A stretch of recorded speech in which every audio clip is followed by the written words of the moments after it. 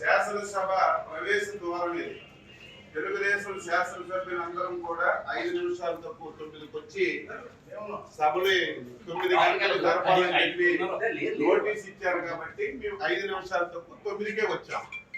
ఇప్పుడు 9:10 నిమిషాలు అయింది. శాసనసభ కనీసం బెల్ల కొట్టలేదు.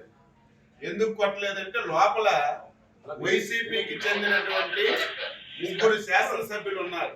అంటే ఈ ముఖ్యమంత్రి మీద, ఈ ప్రభుత్వం మీద వైసీపీ శాసనసభ్యులకి ఏం నమ్మకం ఉందో ఈ రోజు ఈ శాసనసభ సాక్షిగా ఈరోజు తెలిసింది. ఏది ఏమైనా సరే ప్రజాస్వామ్యాన్ని నమ్మినటువంటి వ్యక్తులుగా శాసనసభలో మాకు ఏ అవకాశాలు ఇవ్వకుండా, ప్రజా సమస్యలు లేవనెత్తకుండా, మమ్మల్ని ఎన్ని అవమానాలకు గురి చేసిన ప్రజల గురించి శాసనసభకు వచ్చి మా బాధ్యతని మేము నిర్వహిస్తున్నాం. ఇంత దారుణం ఎప్పుడు పోలేదు. 9-8 నిమిషాలు అయింది. ఇంత దారుణం ఏది ఏమైనా సరే ఈ 5 సంవత్సరాలు ఈ శాసనసభలో ఈ రాష్ట్రానికి ఉపయోగపడినటువంటి ఒక్క చట్టం కూడా చేయలేదు.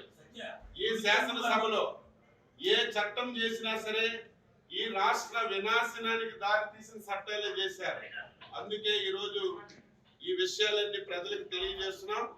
దయ ఉంచి ప్రజలారా ప్రతి ఒక్కరు ఆలోచించండి.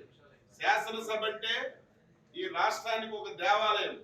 5 కోట్ల మంది ప్రజలకి న్యాయం చేసినటువంటి సభ. ఈ సభని ఇంత దారుణంగా తయారు చేశారు.